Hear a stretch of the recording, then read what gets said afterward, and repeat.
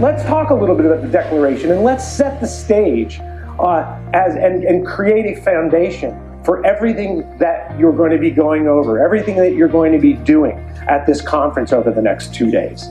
There's a lot of American immigrants, right? We all come from different backgrounds, right? We all have that background in which we became American.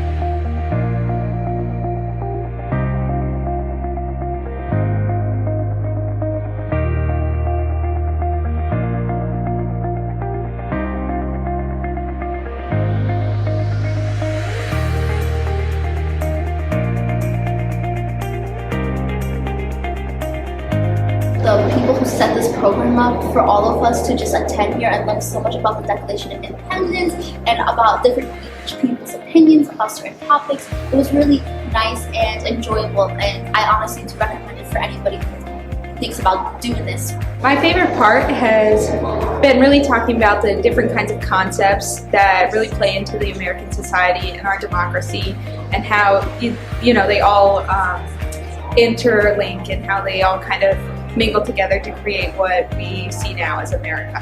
You don't always learn everything in school, it kind of leaves things out, and I'd say learning about these events that has happened was very interesting and eye-opening.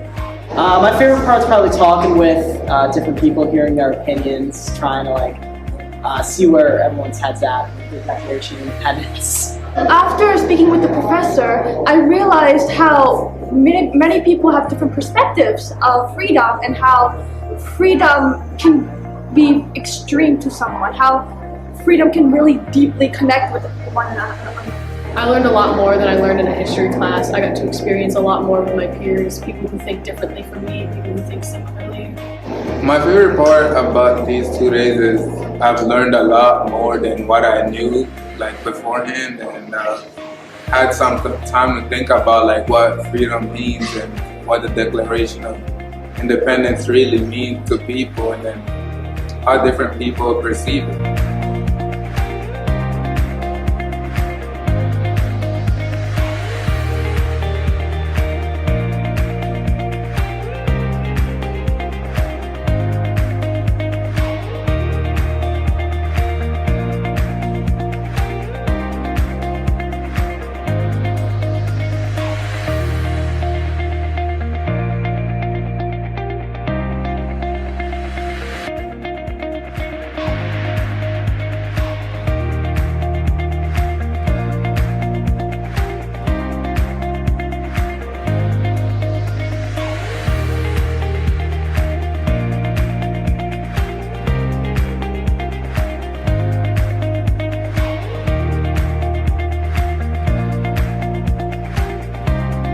Yeah, both typically around elected leaders.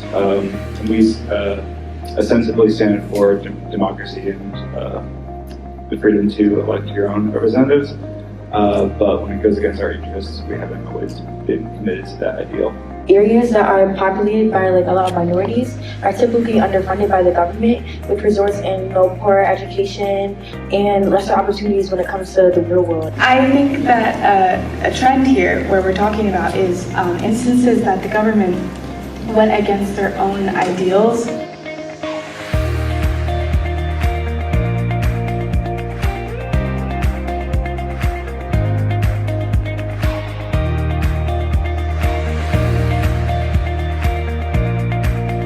Mass media and public opinion and political power are all constantly influencing each other. It's important not to get stuck in an echo chamber where you only hear what you already believe.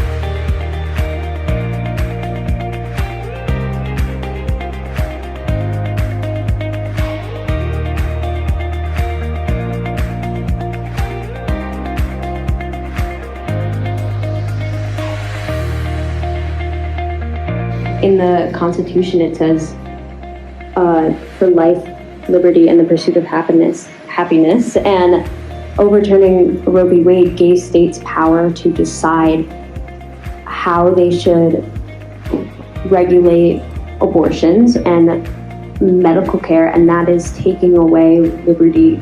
I feel like we are also being pushed to extremes, the way they dehumanize the other party.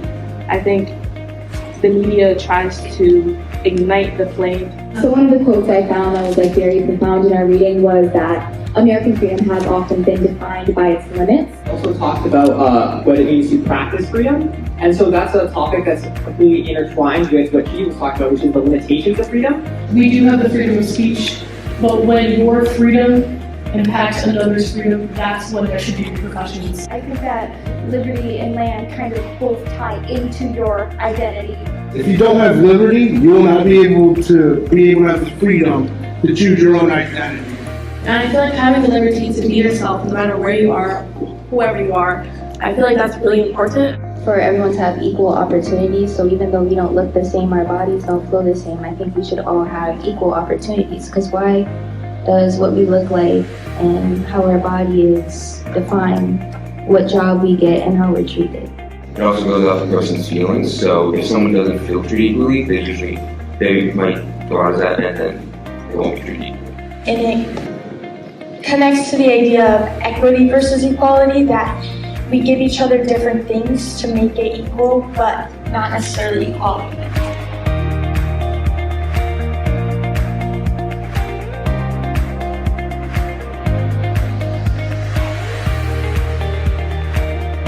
Just being able to have that freedom to believe what I want to believe in is really important to me.